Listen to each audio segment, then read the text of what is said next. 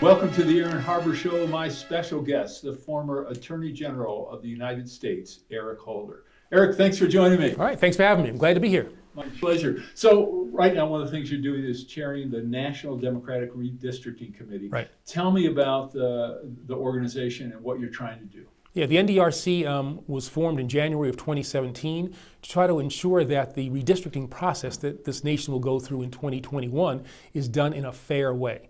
We're not here to gerrymander for Democrats. We simply want to make sure that the process is done correctly, and so that we don't have a gerrymandered nation in the way that we now have as a result of the way it was done improperly in 2011.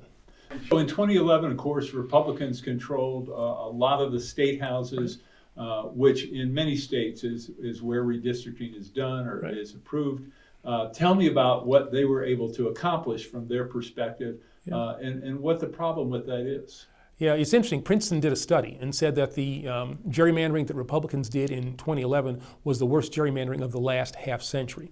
Now, we've had gerrymandering in this country almost as long as we've been a country, and Democrats have done it as well as Republicans, but I think it's now time for us to stop that. Gerrymandering insulates representatives, congressmen, state reps from their constituents, allows the special interests access in a way that they should not have. It increases the polarization in the nation. It certainly increases gridlock. People are more concerned about a primary than they are a general election, and it drives people further and further to the right, further and further to the left, and makes compromise something that is seen as a sign of weakness. So our democracy will be better if we have a fair redistricting process in 2021. So talking about the concept, why don't we just go back to the concept of gerrymandering. 2010, you have the U.S. Census, which we have every 10 years.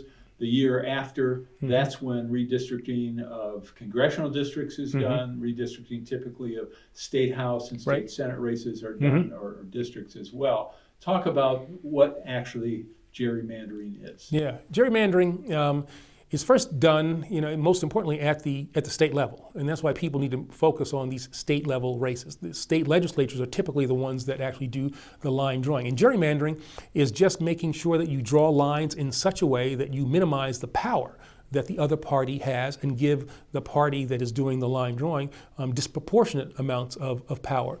You pack all of the Democrats, for instance, into one district, and therefore they don't have power in the other districts, or you spread Democrats throughout the map, and so they don't have power in that way. So it's called either packing or cracking, and you do it in such a way as to minimize the power that your opponent has and to maximize the power that you have, that's the party that's doing the line drawing. And Democrats do that as well. Yeah, Democrats have done that as well, though I have to say that we at the National Democratic Redistricting Committee, we are a part of the Democratic Party charged with the responsibility of doing the redistricting in 2021 in a fair way. Because here's the deal, I think if it's done in a fair way, Democrats and progressives will do just fine. We don't have to cheat, we don't have to draw lines inappropriately. I think we have the policies that the people want to support. And again, this is from my perspective, this is a continuation of the work that I did as Attorney General. I'm for having a fair voting system. Don't suppress votes, don't gerrymander, don't purge voter rolls unnecessarily. Let's just make this democracy work the way our founders intended. One of the concepts in terms of gerrymandering is to really, in essence, to, on a proportional basis, disenfranchise people, because what you do is, as you mentioned, you may pack certain districts or dilute a community interest. The result is you get, for Congress, as a great example, you get congressional districts that a higher percentage, a higher number, that are not competitive. Yeah. And so what that means is if you're in a all Democratic district, the Democratic primary decides who the representative is. Same if you're a Republican district, the same. And so what that also has done then, and I'd like you to maybe comment on, is it drives Democrats to the left, Republicans to the right, and makes it difficult for people in either party to reach compromises and get anything done, because they're really beholden to the more extreme elements of their respective parties. Yeah, gerrymandering pushes Democrats to the left, Republicans to the right. It means that there's no desire to compromise, because compromise is seen as a weakness, and if you're seen as weak, you will then get primaried, and that's really the only concern that you have in a gerrymandered district. And to give you a sense, you look at North Carolina, which is about a 50-50 state. The congressional delegation there is 10 Republicans and 3 Democrats. And that's just a function of the way in which the lines were drawn. We filed a lawsuit there that we won. North Carolina Supreme Court said you can't do that. This is inappropriate, inconsistent with the North Carolina Constitution. And one of I think the third paragraph of our complaint, we talked to one of the Republican leaders there, said, well, asked, why is it 10-3? And he said, because we couldn't make it 11-2. And you see, that mindset is the thing that we have to get away from. In Pennsylvania, you had, again, a disproportionate representation system there. After the courts came in and said it has to be done more fairly, again, about a 50-50 state, you ended up with a state delegation to Congress that is now 9-9, much more fair than it was before. Obviously, the census plays a huge role. Huge role. And if people are undercounted, then congressional districts and other state House and state Senate districts are not going to be drawn accurately. Yeah.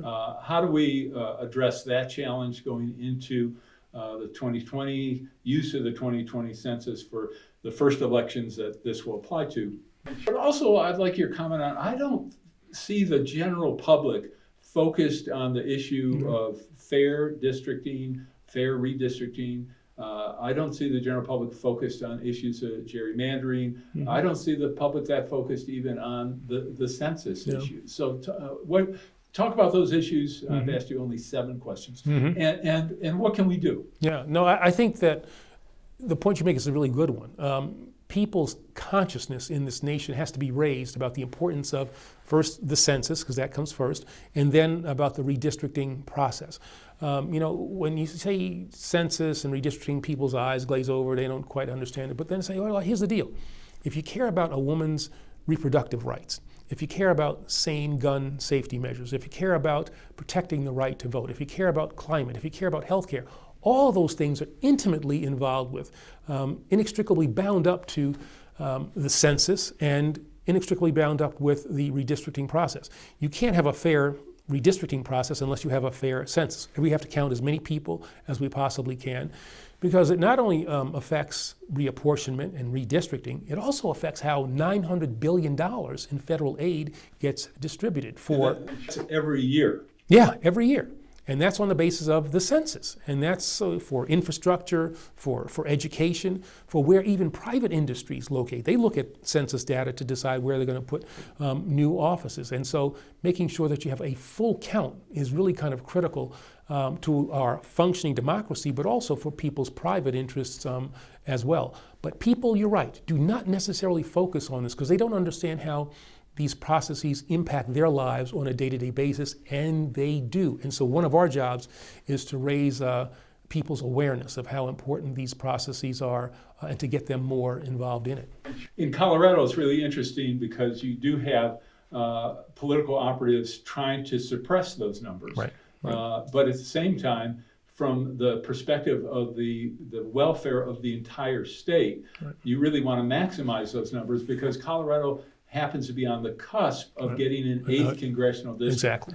And if there's an undercount by as little as 50 or 100,000 people, that could be the difference between whether or not Colorado gets that 8th congressional district. Yeah, I mean, if there were ever a thing that would draw within a state Republicans and Democrats together, you would think it would be to maximize the count, so that you potentially get an additional congressional seat or something like that, and you get your fair share of that $900 billion that goes out to the states every year.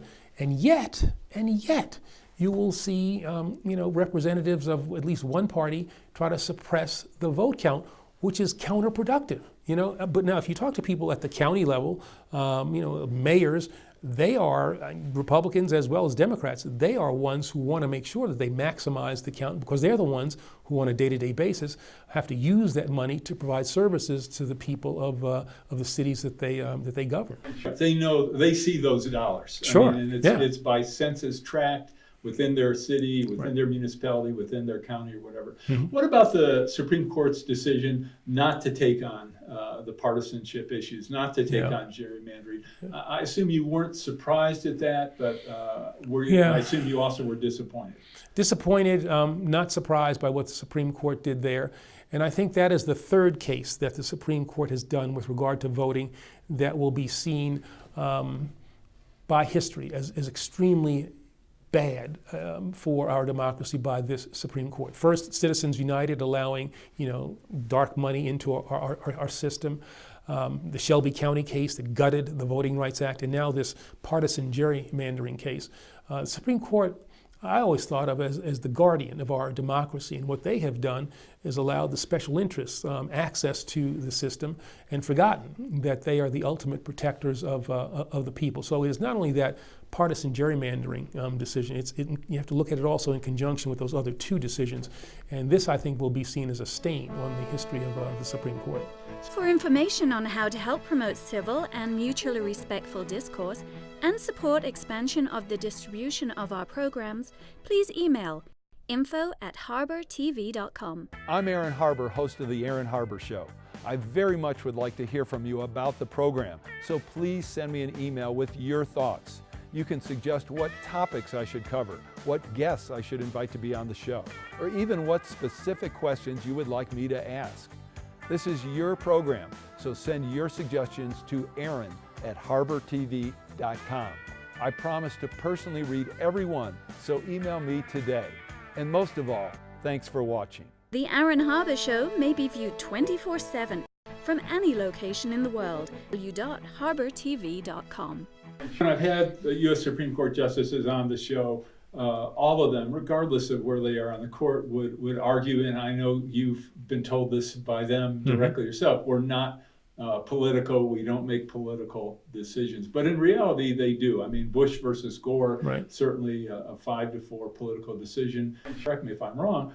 I mean, there are usually arguments on both sides. And so I think a person's political view can have a big influence. Yeah, it's interesting because I think in some ways they might be able to conclusively say that they don't make political decisions, but they certainly make decisions that have political consequences. I think it's not a matter of political views as much as it is ideology. And I think there's a difference there. They don't make decisions to favor one party or the other, but they do make decisions that are consistent with their worldview, consistent with their ideological views of the world. And those decisions certainly have political consequences. Everything from Bush versus Gore to gutting the Voting Rights Act, which allowed voter suppression, to now saying that we're not going to consider partisan gerrymandering cases, and that favors one party over the other. Now, you may come up with neutral principles as to why you reached that determination, but those neutral principles, I think, come from an ideological view of the world. I'd like to talk about your thoughts and perspective on the historical role of the Department of Justice, the U.S. Department of Justice. Clearly, we'll talk about that role and what's different with this administration. I think of the Justice Department as the conscience of the executive branch of the United States government, of the federal government. You show me an administration that has a Justice Department that forgets its mission, which is to represent the people as opposed to the special interests or to represent the president, and you'll find not only a Justice Department that is in trouble, you will find an administration that is in trouble. And I think that's what we are seeing now. Attorneys General who have forgotten their role as protectors of the people, and who think of themselves as the lawyer for the president as opposed to the lawyer for the people, those are the AGs who tend to get into trouble. And I think that's what we're seeing now played out before us in connection with what happened in Ukraine, what happened with regard to the things that Bob Mueller looked at. This is not going to be a Justice Department that will be viewed favorably by history. So one of your former colleagues who was a U.S. attorney who I know you know well and has great respect for you, John Walsh, suggested that I ask you what, if President Trump or if the Republicans lose the election in 2020, what would a new Attorney General need to do to make up for what has happened at that point, over 4 years, under the different kind of Department of Justice you just described? It's interesting. When I came in as Attorney General, the job had a dual components to it. One was kind of reconstruction, to kind of undo the damage that had been done by the previous administration, and then to push forward the agenda that we had. I think the reconstruction component that the next Attorney General will have to engage in will be even more extensive. A lot of the norms that have existed within the department have been destroyed. Building up the Civil Rights Division, building up the Antitrust Division, reinvigorating the Office of Legal Counsel, making the Justice Department and the people within the department understand that the role that the department should appropriately play. And I don't have any really concerns about the career folks. I think they get it. But putting in place political people who will understand that when you serve at the Justice Department, you leave your political leanings, at the door. So the next Attorney General is going to have quite a job for himself or for herself. So the next president is going to have to make sure that he or she chooses wisely. Do you think the people in the country, the people of the United States, understand the historical role of the department as an independent entity as opposed to being the president's lawyer? I don't think the people necessarily understand it. It's only when it is brought into conflict. When you have a Saturday night massacre during Watergate and people say, well, wait a minute, what happened with the Justice Department? The Attorney General was ordered to fire the special prosecutor. All right, that's wrong. That sounds bad. Or when you have a situation when you've got an Attorney General ordering an investigation into the origins of the Russia probe with, as best I can tell, without any predicate, and then flying around the world to try to come up with a way in which you might get people to say the things that President Trump wants to hear. People look at that and say, well, that's kind of wrong. But when the Justice Department is doing its job in a neutral and detached way, an independent way, I don't think that the Justice Department really becomes something that people think an awful lot about. And that's a good thing. That's a good thing for the department to be just simply doing its job and not to be in the middle of political conflicts. Right. Kind of like a referee on a football field. If they're doing a good job, you don't notice them. That's exactly right. That's actually a very good analogy. That's a very good analogy. Of course, when they're doing a bad job, then you see them. Right. In terms of justice in America, what is the state or status of justice in America today, in your opinion? That's an interesting question. I think we're in a better place than we were, say, 50 years or so ago, but I worry about the trajectory that we're on. We are not focused on civil rights issues to a degree that I think we should be. We are not protecting the right to vote to the degree that we should be. We're not focusing on hate crimes that have been generated, that have been focused on certain groups. The department, I think, our system of justice is really starting to focus more on the special interests and protecting their abilities to do things as opposed to protecting the interests of consumers. Again, I think, we have been on a good trajectory, and that has not always been one that has been, consistently positive. And this is one of those eras where we have kind of pulled back, and we're going to have to put ourselves right back onto that arc, as Dr. King said, that arc of that moral arc that bends towards justice. So when you talk about that trajectory, certainly it's more of a jagged line, but it seems like in the last couple years, one of those jags, or the jag of this administration, is far more substantial than anything we've seen in decades. Yeah, no, I don't think there's any question about that. This president and the people who have surrounded him have not been respecters of norms that have governed the way in which branches within the government interact with one another. Everything from releasing your tax returns to, going after police departments that have conducted themselves inappropriately, especially in communities of color. They pull back from doing those kinds of things. This administration, this Justice Department, I don't think has done the job that we expect of a Justice Department that's doing its job correctly, or of an administration that is looking out for the interests of the people as opposed to the special interests. For information on how to help promote civil and mutually respectful discourse, please email info@harbertv.com. I'm Aaron Harber, host of the Aaron Harber Show. Find us on Facebook to get all the latest updates, see behind-the-scene photos, and make comments and ask me questions. You can see episodes before their TV broadcast, so like the show today. The Aaron Harber Show may be viewed 24/7 at no charge from any location in the world at harbertv.com. We have in this country 2.25 million people incarcerated. Yeah. Another almost 5 million people in the system in terms of probation or parole. More than any other country in the world. At one point, I think the United States had almost 25% of the incarcerated population on the entire planet. Right. So why is this? What can we do about that? Yeah, that number was 25%, it's now like 23%. So about a quarter of all the people on this planet who are in jail are in jail in the United States of America. We send too many people to too many jails for too long for no good law enforcement reason. Now, I am a prosecutor, and I think that people need to be held accountable for the acts that they do, the crimes that they commit. But the question then becomes, how long should people serve in jail? And for those people who are committing nonviolent crimes, are there alternatives to incarceration? But they also need to focus on the fact that there are social conditions that tend to breed crime, and we need to focus on the prevention side as well, and prevent young people from becoming involved in the system at all. And then for those people who are in jail, don't just warehouse them.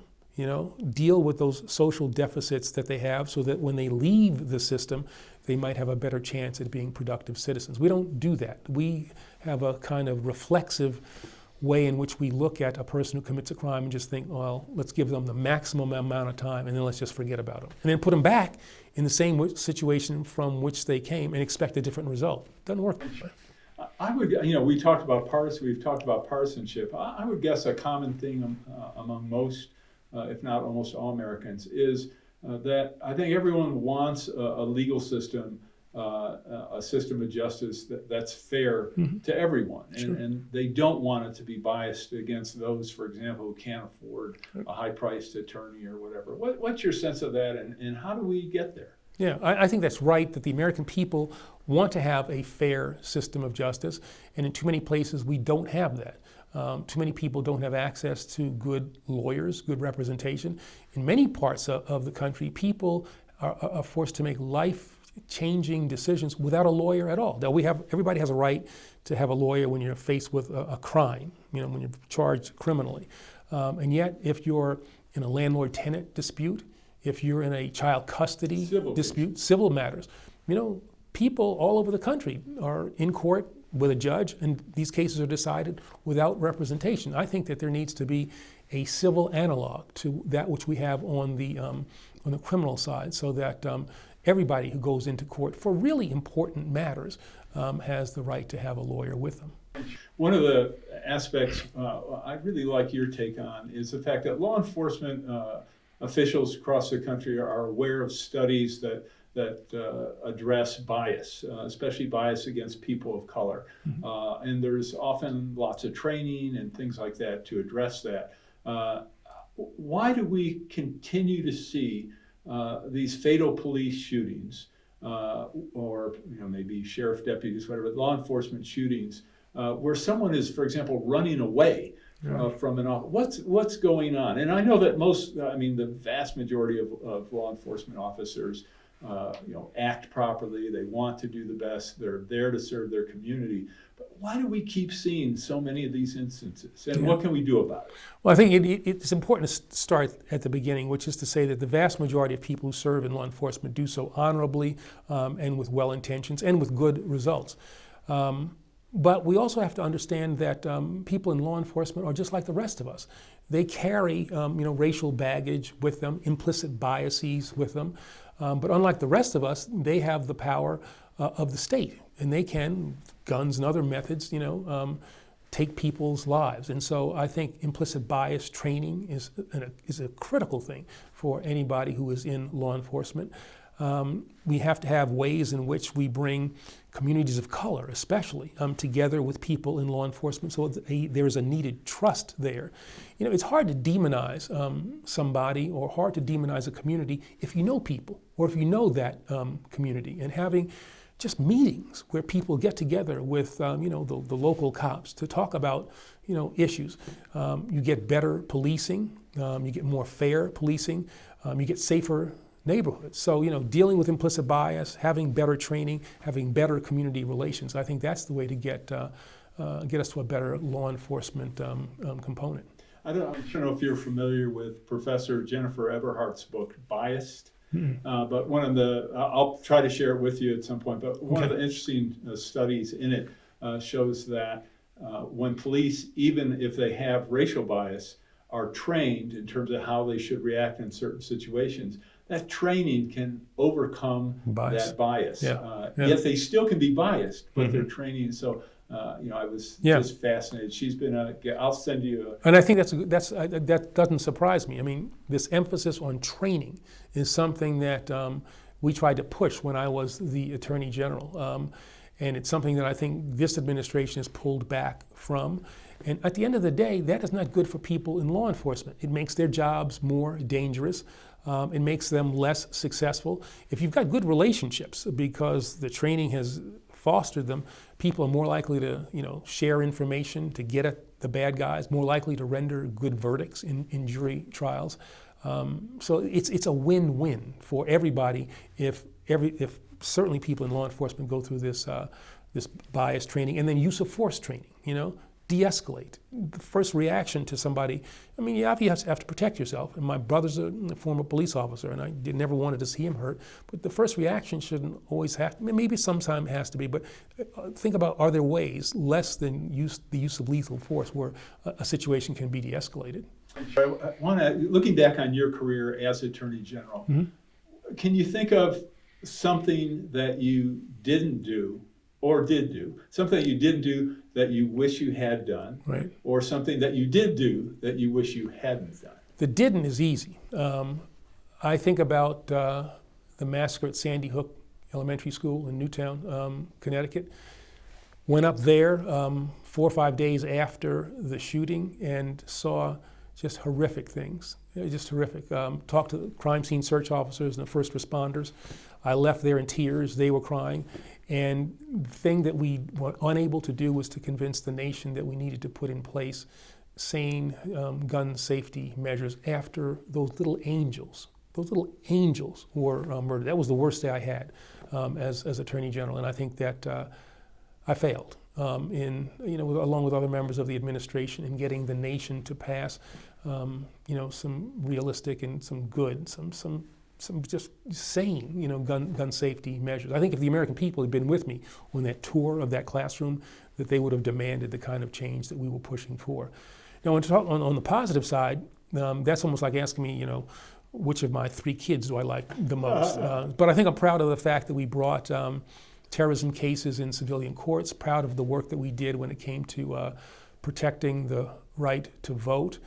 The civil rights work that we did with regard to trying to get communities of color connected to people in law enforcement. I think those are the kinds of things that I think we were proud of. Last question. If you could make one change in America, what would it be? There are a number of things. If I could somehow make it absolutely certain that every American had the right to vote unimpeded, I think that's the thing that I would change, because I think everything grows from that. The greatest tool that we have to fight injustice is the right to vote. And everything, I think, grows from an informed and engaged American citizenry. So if you could get that right and get people to the polls, I think all the other ills that we have in this nation would probably be handled. All right, Mr. Attorney General, thank you so much. Well, thanks for having me.